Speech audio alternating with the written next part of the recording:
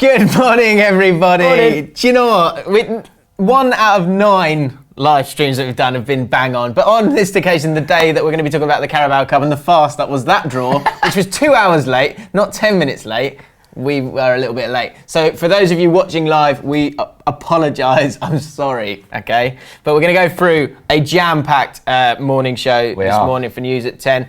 Little test for you if you're watching live. We want to see if you can help us get those subscribers up. What we're going to do is there's a clip of Donald Trump that we would like to show at the end of the show. Here's a little tease of him laughing. Have a look. Carry on. Yeah, carry on with the draw. Okay.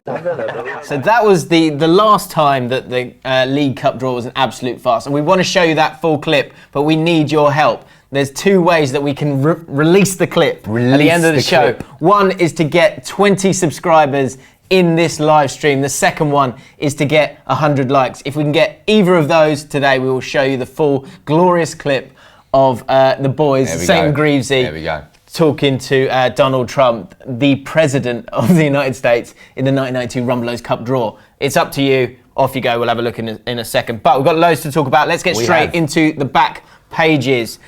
Daily Express. It's Man United versus Spurs this weekend. We've got Jamel15, who's a Man United fan, on the One for the Weekend podcast. You don't want to miss that. That's going to be dropping in about 15 minutes on the Ball Street channel. Yep. Another reason to subscribe there. We recorded that yesterday, and Flav was quite happy about Spurs' chances, but looks like Harry Kane might be in a bit of trouble, a serious doubt. I mean, you can't not rub your hands together with that as a United fan anyway. Apparently it's a hamstring strain. He thought it was cramp initially, but they're a bit worried about it now. We've lost it. That's about the FA, but they've lost it as well. Phil Tufnell and Matt Dawson, we'll be talking about that at the end of the show. The fast that was the Carabao Cup. Again, The Guardian doing the same thing. Sam Matterface was there. Rory, our very own Rory from the Ball Street Network, was at the Carabao Cup draw, and he said himself it was a joke. He did. And then, of course, the AGM. We spoke about Stan Kroenke's interview with The Telegraph yesterday, and you can check out that video, of course. Mm-hmm. But today is the sort of reaction to the AGM itself, which we'll get into, of course, as well. So let's start off with the headline story for us today in the press. It dropped yesterday. Pedro Caixinha getting the sack from Rangers. He's only been there since March.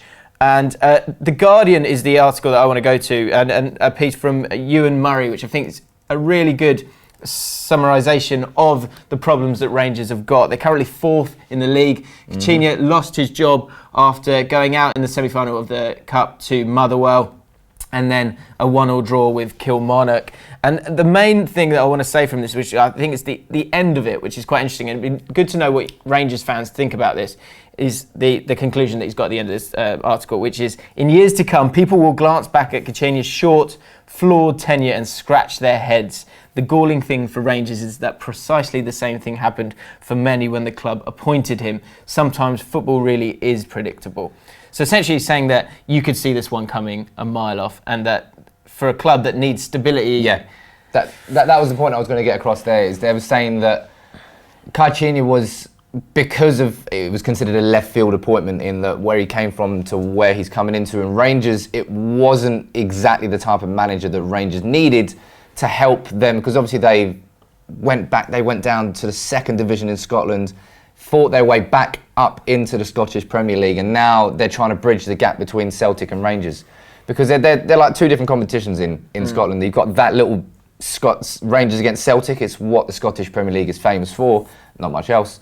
And then you've got the rest of the league. But bridging that gap with Celtic is very, very difficult. And there's Brendan Rodgers has done so well at Celtic at the same time as Caixinha really hasn't taken Rangers forward. That's what this article's talking about as well. People like Ronnie Dyer, Ian Cathro, Paul Le Guen, these managers, they came in from left field, and there was a hope that they could understand Scottish football and what's needed to understand the old firm, but more importantly, understand the league itself. I'd have to disagree with Sam saying it's just about the old firm in Scotland. Yeah. You've got, this is the problem Rangers have had. They are 4th in the league, and Kilmarnock, Hearts, Motherwell have gone away unbeaten from Ibrox this season, and that's not good enough for Rangers. It's going to be very interesting to see who comes in next, but whoever does needs to understand the physicality of the league and the effort that's needed to go and beat those other teams, because Rangers are a huge team in that league. Looking back through their list of managers, so you've got Caixinha, you've got Graham Murty was in for 30 days before Caixinha was in.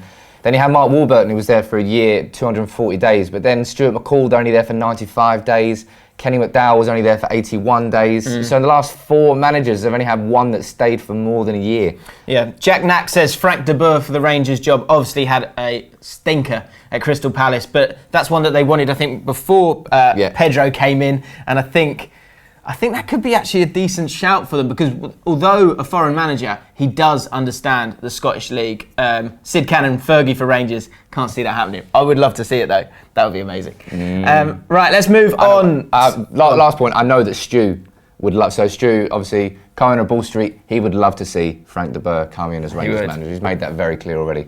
Arsene Wenger, somehow, for the first time, came out of a situation with Arsenal fans with a bit of good grace. He spoke at the AGM last night, which Arsenal have that. Other clubs, a lot of clubs don't have that, but Arsenal do, because they're a public limited company. The fans, 3% of shareholders are fans of the club, not Usmanov or Stan Kroenke. Stan Kroenke was there. Apparently, he just stood still and didn't say a word on the night, much to the frustration of Arsenal fans who wanted to make their feelings known in their vote, because the idea of an AGM is to kind of re-vote in the board. It was futile, but there was a message that they were trying to get across with it. But apparently, Arsene Wenger spoke passionately, and although... It's a good thing, right? Yeah, he's saying, look, my hunger, my commitment is bigger than ever. And he's also saying that it's in the summer that he will decide on his fate. So I think there's a general understanding with Arsenal fans that he will be there for the next 2 years. But he's saying he wants to prove to the board that he's worth being manager. With Wenger last year, he went through the whole situation of, I already know what I'm doing in my future, but I'm not going to let you know now. I'm going to tease it. And when the season ended, he said, you know what? I may have been wrong doing that. I probably should have cleared it up quicker so that we could move on. That's what all the Arsenal fans are calling for as well. He said, I don't care at this point whether he stays or goes, but just tell us so that we can either prepare to give you a great send-off as our manager, or just get behind you because, you're not going anywhere. And this is the same sort of situation. You're saying, I'm going to decide in the summer. Just decide now, man. But I know you've got to see how the season goes. Do you not think? I guess the situation is so difficult with the Sanchez and Ozil and those different bits. You're gonna have a new team next season, surely, because those two guys you would expect to go. But one thing, BBC Sport reporting on the whole thing, really good article, essentially saying that Stan was silent throughout. Sir Chips Keswick is the chairman. He stepped up and spoke, but apparently in quite an arrogant and dismissive fashion, which upset the fans.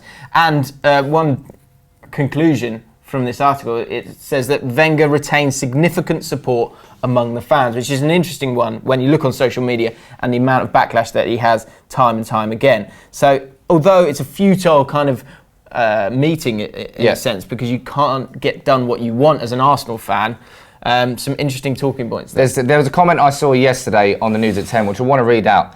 There's a guy, Michael, sorry, I'm going to absolutely annihilate your name here. Cerny Whiskey. Right, anyway, he is basically saying, in addition to being a self-described Arsenal fan, talking about Stan Kroenke, who is not happy with the way the Gunners have been run of late, I have the double misfortune of being a former St. Louis Rams fan. This man and his lackeys lied an NFL team out of town for only one reason: money. Need I also mention that his teams don't win, or that is just plain evil? Just ask anyone who has ever worked for Walmart or the former residents of Lake Diversion, Texas. So, obviously, Stan Kroenke, I think he previously, or does still own the St. Louis Rams. A fan of the Rams has seen all the same problems that Arsenal are having and more over there. So that's a little bit worrying from them. But I think Arsenal fans should be slightly happy in the fact that the shareholders share the same frustrations that the fans have. It's not like they just voted him straight back in and it was all hunky-dory behind the scenes. Clearly, the frustrations are going further and deeper into the club. Whether that changed anything, I don't know, because Kroenke's got 67%. Yeah. I think. Yeah, well, he did. And you've got Usmanov on the other side of it, but the power that Kroenke has is just, it's the word that keeps coming up is it is futile, which is got to be heartbreaking for Arsenal fans. One final line from that evening was that Gazidis was saying that with the transfer money that Arsenal spend, they overperform more than any other side. That is an interesting one. Gazidis got a bit of booing, a bit of heckling due to the amount of money that he makes for the club. But that was a line that he said. They said that they've been performing according to the metrics that they have in place and the amount of money that teams spend and what that leads to. So let us know your thoughts on Gazidis, on Arsenal, on that AGM in the comments below.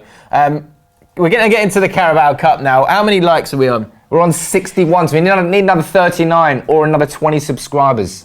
Come on, people. Come on, get involved. Come on. It's Friday. You'll be able to see a bit of Donald Trump action. Friday's a giving day, right? Come on. Exactly. Give us that. Give us some love. Let's talk about Carabao Cup. An absolute farce. I know we were late. How dare you be late to anything that you are scheduled to start at on the internet? It is anybody who does that just disgraceful. Take a look at yourself. Not the first time with the Carabao Cup that it's gone wrong. Of course, there was the infamous Charlton getting picked out of the hat twice, which was done earlier in the season. On this occasion, Rory was there. We chatted to him this morning, and he was saying that it was a bit of a mess. It was supposed to start at 4 p.m. And this was at Twitter sort of headquarters, so they were expecting it to be absolutely fine. Then there was a tweet that went out that said there'd be a minor glitch and that it would be at 5 o'clock. The stream ended up being published at 5:45. That's a long time. Look, we were like 4 minutes late or 10 minutes late. Yeah, we can get away with it. You know what the funny thing about all of it was is when it actually eventually did drop, it was just like an 8-minute pre-recorded video.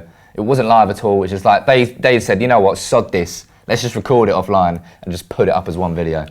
So a bit of a grim one there. And despite superstars such as Phil Tufnell and Matt Dawson, of course, being involved in the draw. What a lineup! You expected it to be a little bit better than that. The EFL have asked for answers essentially. So cannot go on. What's the draw itself? The draw itself is Chelsea versus Bournemouth. Chelsea with a home tie there. They always get home ties.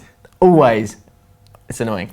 Arsenal versus West Ham. So Spurs fans probably relieved or disappointed at the fact that you could have had yourselves a North London derby if you'd held on to that 2-0 lead the other night. Leicester City against Man City, home tie there, which gives them probably a bit more of a chance in a cup game like that. And Bristol City, the only championship team left in the competition, playing your lot, Man United. Home draw for them. They're looking very good in the championship this year. And so there could be another shock there. You never know. 4-1, they beat Palace. Who knows? So there you go. It's not going to happen, but you never know. 76 likes. Are we feeling generous? No, I'm not. I know it's that Friday feeling, but I'm sorry. The likes have got to be there. Rules is rules, right? I want 20 subs or I want 100 likes. Simple One of as the two. that. You know, it's simple. 76. It's not happening today. That's not on me. That's on you guys. So we'll give them all an extra minute just by quickly previewing the games at the weekend, just discussing who's playing. So Man United are at home against Tottenham Hotspur. I think it's the fixture of the weekend. Early kickoff on Saturday. I hate early kickoffs on Saturday. They really do ruin your weekend. Or they make your weekend. It's just a risky move as a fan. It is. Then you got Arsenal at home against Swansea. Arsenal you've got to say Arsenal to win that, surely. Feels like a banker to me. It feels like a banker, but bankers don't really exist in the Premier League. A bit like Crystal Palace at home to Chelsea, you would have said was a banker there. So Crystal Palace at home to West Ham, that's the game where Bilic... The 5th round of the Rumbelows League Cup.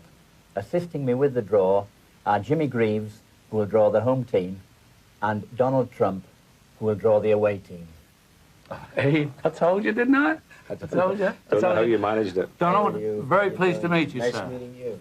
Well done, Donald. It's a real Thank you. pleasure. This is some pad you've got here, isn't it? Well, it's pretty good. I hope you enjoy it. Trump Tower, I like it. This is beautiful. I'll tell you what, I haven't seen a ballroom like this since I was in Doug Ellis's at Aston Villa. But we'll go there. I'll carry on. Yeah, carry on with the draw. Okay, Jimmy. I'll draw the home teams. That's right, David, isn't it? Number 4.